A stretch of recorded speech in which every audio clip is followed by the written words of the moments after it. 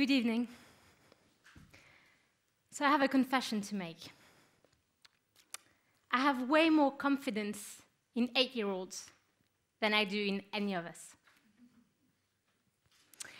I believe if change relied upon us, we'd be utterly and completely screwed. I mean, let's face it, we make very, very poor decisions. We let entire species go extinct under our watch. We've done nothing to prevent climate change. We've let inequalities rise exponentially. We voted for Brexit, and we elected Donald Trump.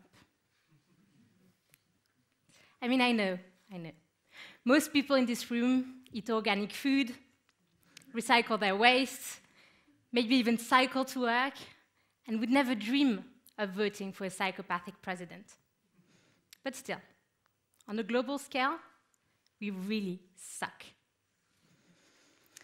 So I trust 8-year-olds the way I would trust an unbiased judge, because they're not part of the problem, and that huge case file is about to be dropped in their lap. I'm a documentary filmmaker, and I'm a little obsessed with the subject of education. Why? Because I think we are not the change. Kids are. And I'm not merely arguing that kids can be the change when they grow up. I'm saying kids can be the change right now. Or at least they could be, if we let them, if we prepared them. My first film came out last year. It was called Une idée folle, a crazy idea in English.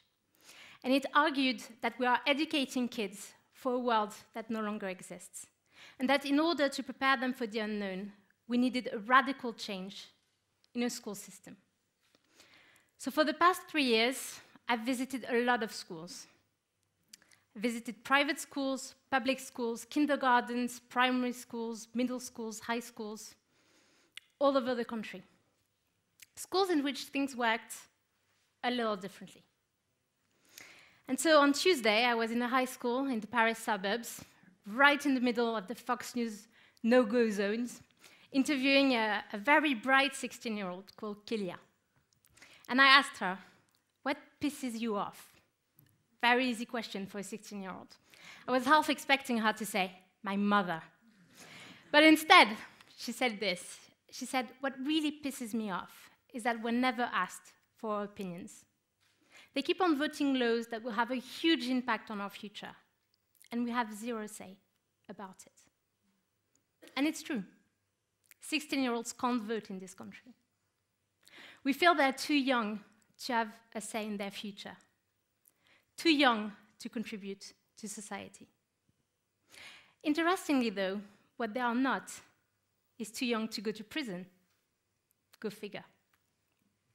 Nolven, who's one of the teachers I interviewed for my film, said to me, becoming aware of the role you can play as a citizen doesn't magically happen when you turn 18.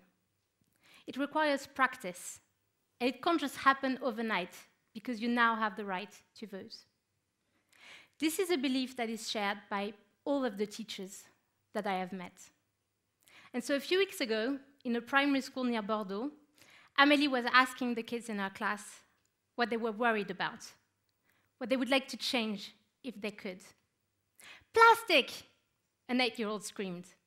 I'm worried about plastic in the ocean because the fish eat it and it kills them. And Amélie wasn't asking just out of curiosity. This was just the first step of a project she's doing with the kids in her class. A project in which the kids will get to pick a subject they care about and start working on a solution. All kids cry when they hear about turtles dying because of plastic bags. But how many are told they can do something about it? How many are taught that they can act and make a difference? In all the schools I visited, democracy and citizenship are not mere concepts. Kids practice democracy by voting the rules that will apply to them. They engage in philosophical debates in which they learn how to speak in public, how to question themselves, how to listen to each other, and how to respect each other's views. They learn how to deal with their emotions, how to trust themselves. They learn about the environment and how to work in groups. They learn how to provide help to their classmates when they can and ask for help when they need to. And this goes without saying, but I'll say it anyway, just in case.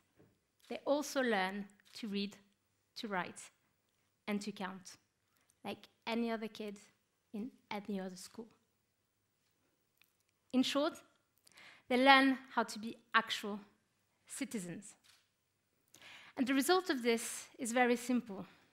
These kids actually believe that they have a role to play in society. As 10-year-old Constance once put it to me, she said, "Yes, we're very small. So what? That doesn't prevent us from trying to do small things. And when we grow up, we'll do bigger things." Turns out, sometimes it doesn't even take that long for kids to do big things. Melati and Isabel are 15. They too were worried about plastic. So they launched a campaign called Bag Buy Plastic Bag, and they managed to obtain a complete ban on the use of plastic bags on the island of Bali. Emma Gonzalez and her friends were 17 when they survived a shooting in their school in Parkland, Florida. Like Kelia, they couldn't vote. And they too were really pissed off. Pissed off that adults were not bothering to protect their safety by amending gun laws. Outraged that pleasing the NRA and its members felt more important to US representatives than making sure no kid ever died again in a school shooting. So they went ahead and they organized the biggest marches for gun control in America. Malala was 11 when she started fighting for the rights of girls to be educated in Pakistan. Now she's a Nobel Peace Prize winner. When we talk about young people, we very often hear that they don't have any respect anymore. We talk about the good old days, about restoring the order. And what we usually mean by that is that they're not obedient enough or silent enough. But why should they be? How is that going to help? The kids who are growing up today are going to face the biggest economical, social, political, technological, ethical challenges we've ever had to face.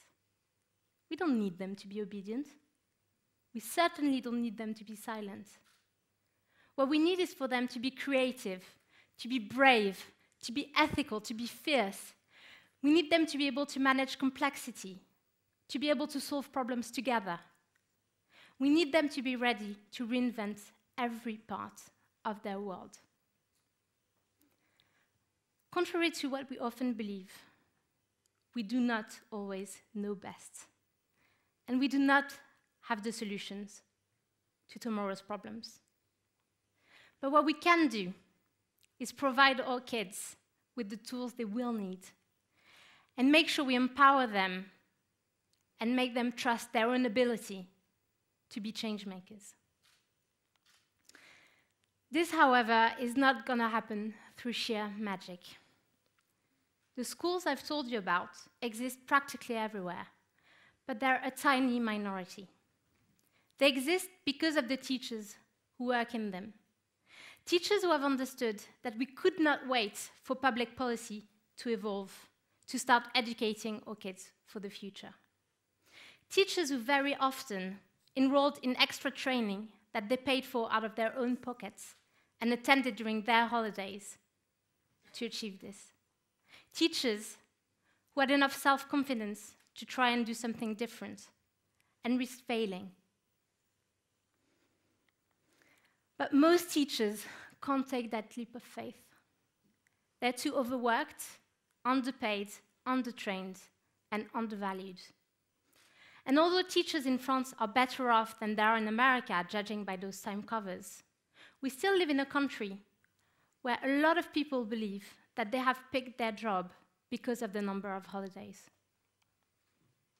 This actually pisses me off, because it simply isn't true. And I would dare anyone who thinks that teaching is a relaxing job to spend just one day in a classroom with 30 screaming 4-year-olds. This should do the trick. Believe me, teachers are everyday heroes. They deserve to be thanked for the crucial role they play. They're the architects of that much-needed revolution, and we owe it to them to help them get the support they need and the recognition they deserve. When we talk about education reform in this country, we very often get hung up on things like school uniform or the change of spelling of a dozen words. We're even capable of arguing for weeks about a new grammatical concept.